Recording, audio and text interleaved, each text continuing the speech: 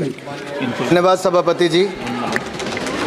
मैं आपका आभारी हूं क्योंकि जो हमारे पड़ोसी मुल्क बांग्लादेश में हाल ही में घटा उसको लेकर हम सब लोग चिंतित भी हैं और सभी राजनीतिक दलों ने एक स्वर में बात भी कही कि वहां पर जो अपने लोग हैं उनकी भी चिंता की जाए। माननीय प्रधानमंत्री जी ने भी ट्वीट करके जो इंटरिम गवर्नमेंट के प्रधानमंत्री हैं उनको बधाई भी दी, लेकिन ये भी कहा कि हमारे जो वहाँ पर हिंदू और अल्पसंख्यक हैं उनकी शांति, सुरक्षा और विकास सबको सुनिश्चित किया जाए।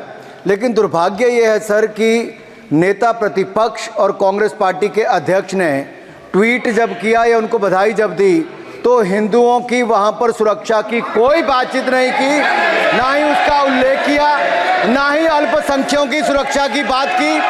ऐसी कौन सी मजबूरी थी कि ये लोग वहाँ पर हिंदुओं और अल्पसंख्यकों की सुरक्षा की बात भी नहीं कर सके। गाजा को लेके आपने बड़ी बड़ी बातें की, गाजा को लेके आप बड़ी बड़ी बातें करते थे, लेकिन यहाँ पर आकर आप नहीं करते हो। श्रीमती जून मलिहा, ऐसा कैसे होता है सर? गाजा को लेकर दिल्ली में सीवेज की व्यवस्था पूरी तरह चरमरा गई है और दिल्ली सरकार पूर्ण तरह संवेदनहीन है। अध्यक्ष जी, मेरी अपनी लोकसभा में किदवई नगर, कोटला, मुनीरका, कीर्ति नगर, राजेंद्र नगर और यहाँ तक कि और कई अन्य पॉश इलाके भी पूरी तरह डूब रहे हैं। यहाँ पर डीसिल्टिंग नहीं कराई गई है नालों की और सुपर सकर भी कोई बहुत ज़्यादा प्रभावशाली नहीं है। मेरा ये निवेदन है केंद्र सरकार से कि एक हाई लेवल कमेटी का गठन हो ताकि दिल्ली सरकार की निष्कर्मता की जांच हो सके और इस स्थिति से। अध्यक्ष महोदय, मैं धन्यवाद देती हूँ कि आपने मुझे अवसर दिया। अध्यक्ष महोदय, जो स्मार्ट सिटी योजना है केंद्र शासन की, मैं ये कहना चाहती हूँ कि it's a money making racket. जितनी भी महाराष्ट्र में सिटीज़ है जहाँ पे ये स्मार्ट सिटी लगाई गई है वहाँ पे कुछ काम नहीं हो रहा है। महाराष्ट्र में लोकल बॉडी गवर्नमेंट में पिछले 3 सालों से इलेक्शंस नहीं लिए हैं और इसीलिए जो स्मार्ट सिटीज़ है वहाँ पे अधिकारी जो है और जो स्मार्ट सिटी के कॉन्ट्रैक्टर्स है उनके बीच में नेक्सस है। ना शोलापुर में रास्ते हैं, ना एयरपोर्ट है, ना पानी है। मैं आपके द्वारा महोदय आपके माध्यम से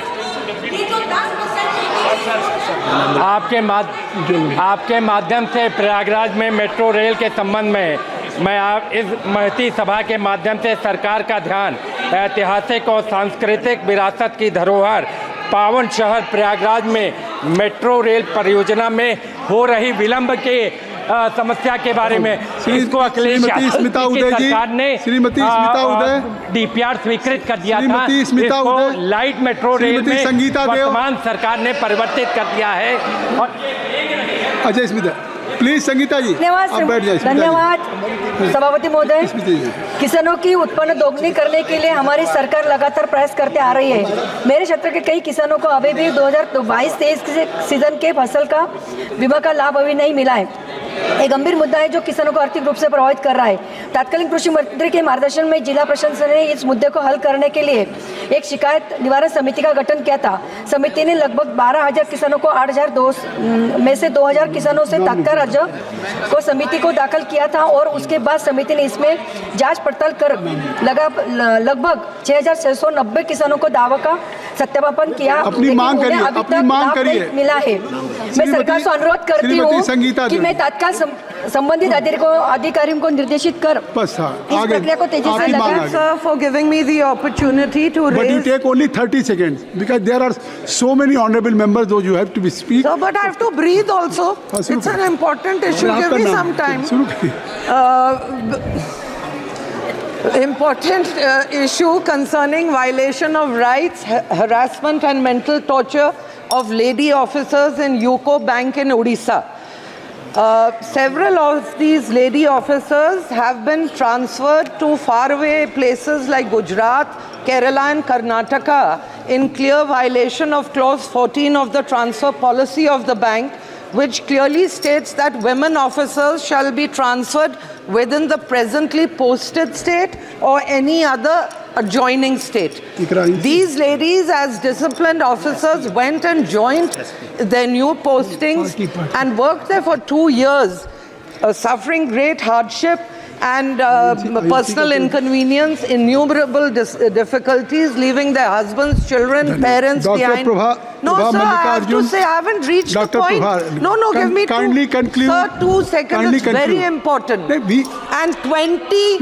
We have Sir, constraints regarding the time. there I think has so. You are been- well aware about that. Sir, but we there are are- so many member of but parliament. we I have have given to- you opportunity. Please, kindly conclude. Speaker, sir, thank you for permitting me to raise a matter of urgent public importance, which is regarding the upgradation of Mariamanahalli SH25 road as national highway.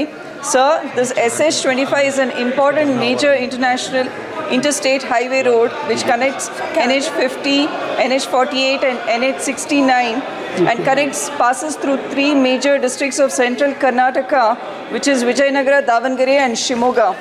Sir, Speaker, sir, I request the Minister of Road Transport and Highways to upgrade SH25 as national highway from Mariamnalli to Shimoga in the state of Karnataka, which is a long pending demand Shri of the Rajkumar people Chahar ji. from central Karnataka. Rajkumar Chahar. And this upgradation of धन्यवाद state माननीय अध्यक्ष highway ji. improves the socio-economic मैं condition किसानों of के एक बहुत ही गंभीर विषय पर आपका ध्यान दिलाना चाहता हूं। कर्नाटक में पिछले 1 वर्ष में 1200 किसानों ने आत्महत्या कर ली कर्नाटक सरकार की किसान विरोधी नीतियों के कारण, माननीय अध्यक्ष जी। और वहीं उनके एक मंत्री ने किसानों के लिए कहा कि किसान आत्महत्या इसलिए कर रहे हैं कि 5 लाख रुपए किसानों को मिलते हैं। ये बड़ी शर्म की बात है।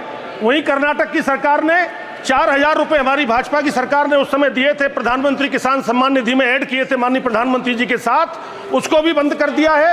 मैं आपसे निवेदन करता हूं, वह किसान आत्महत्या कर रहे हैं कर्नाटक के अंदर, एक केंद्र की सर्वदलीय कमेटी बना के सांसदों की भेजने की कृपा करें माननीय अध्यक्ष। श्रीमती शताब्दी राय। আমার লোকসভা কেন্দ্র বীরভূমের লোহাপুর স্টেশন থেকে মোরগ্রাম স্টেশন পর্যন্ত রেল লাইনের পাশে যে রাস্তা গেছে সেটার অবস্থা খুবই খারাপ। বহুদিন বলার পরেও রেল মন্ত্রণালয় থেকে কিচ্ছু করেনি। আমার প্রশ্ন, যারা ভোট দিয়ে আমাদের জেতায়, যারা এই অনুরোধ করতে অভিযোগ করতে আসে, তার উত্তর রেল মন্ত্রণালয়কে দেওয়া উচিত, রেলমন্ত্রী উত্তর দেওয়া উচিত, আমাদের নয়। কেন এই কাজগুলো বারবার বলার পরেও হয়নি? এবং শ্রীকৃষ্ণপুর পাখুড়িয়াতে ওভারব্রিজ এবং আন্ডারপাসের দরকার। सर इतना भी टाइम नहीं देंगे आप? तो खुद 3 मिनट बोल के गया, 3 सेकंड में क्या बोल सकते, 30 सेकंड में क्या बोल सकते? 3 घंटा बैठे फिर बोलने नहीं देंगे। বীরভূম রেলওয়ে কলোনি ও শান্তিপাড়ার 6টা রাস্তা রেল বন্ধ করে দিয়েছে, যে রাস্তা থেকে মানুষ যাতায়াত করতে পারবে না। 3000 আদিবাসী যারা বাড়ি থেকে বেরোতে পারবে না। এবং হরিজন পল্লী, কসাইপুর, ডাকবাংলা পাড়াতেও একই অবস্থা, যেখানে 4000 বাসী থাকেন, যারা বেরোতে পারছে না, স্কুল যেতে পারছে না, তার ব্যবস্থা নিক। এবং রেল মন্ত্রণালয়কে বারবার বলার পরেও কেন তারা কোনো উত্তর দিচ্ছে না, কেন তারা কাজ করছে না, তার উত্তর দিক। ধন্যবাদ। सुश्री चौधरी, थैंक यू। धन्यवाद सभापति महोदय। आपके माध्यम से अपने क्षेत्र की एक बेहद गंभीर किसानों की समस्या आपके समक्ष रखना चाहती हूँ। अध्यक्ष जी, अभी तक देश में भूमि अधिग्रहण, पुनर्वास और पुनर्स्थापन LARR अधिनियम 2013 को पूरी तरीके से लागू नहीं किया गया है, जिससे हर दूसरे वर्ष सर्किल रेट में अनिवार्य संशोधन किया जाना ज़रूरी होता है। मेरे क्षेत्र के जनपद शामली में दिल्ली देहरादून इकोनॉमिक कॉरिडोर में की भूमि अधिग्रहित की जा रही है, परंतु 2013 से अभी तक सर्किल रेट में उन्हें मुआवजे में फ़ायदा नहीं मिल पा रहा है। सहारनपुर व बागपत के सर्किल रेट अपडेट नहीं किए गए हैं, इससे किसानों को जो मुआवजा मिल रहा है वो बहुत कम है। और जनपद सहारनपुर की तहसील नकुड़ में अम्बाला ग्रीन हाईवे में किसानों की ज़मीनों का अधिग्रहण, यहाँ समस्या श्रेणी सर 2 मिनट बस 2 मिनट का 1 मिनट यहाँ किसानों की समस्या श्रेणी परिवर्तन की है। उनको उनकी ज़मीन की कैटेगरी बदल कर उन्हें ना तो उसे उपजाऊ ज़मीन का। धन्यवाद। धन्यवाद अध्यक्ष, धन्यवाद सभापति महोदय। मैं आपके माध्यम से सरकार का ध्यान देश की एक बड़ी संख्या जो वृद्ध और दिव्यांग की है उस ओर आकृष्ट कराना चाहता हूँ। आप लोग कृपया बोल के जाइए मत। सभापति महोदय, राष्ट्र सामाजिक सहायता कार्यक्रम के तहत सरकार के द्वारा 200 से 500 रुपए तक पेंशन वृद्ध को और दिव्यांगों को दिया जाता है, लेकिन मैं आपके माध्यम से सरकार से अनुरोध करता हूं कि मेरे लोकसभा क्षेत्र खगड़िया और बिहार में केवल 400 रुपया मात्र वृद्ध लोग को दिया जाता है, जिसमें लगभग जो वृद्ध हैं वो दवाइयों के ऊपर निर्भर रहते हैं। तो मेरी बस यही मांग है कि वृद्ध पेंशन को जो है बढ़ाकर कम से कम 1000 रुपये किया जाए। धन्यवाद।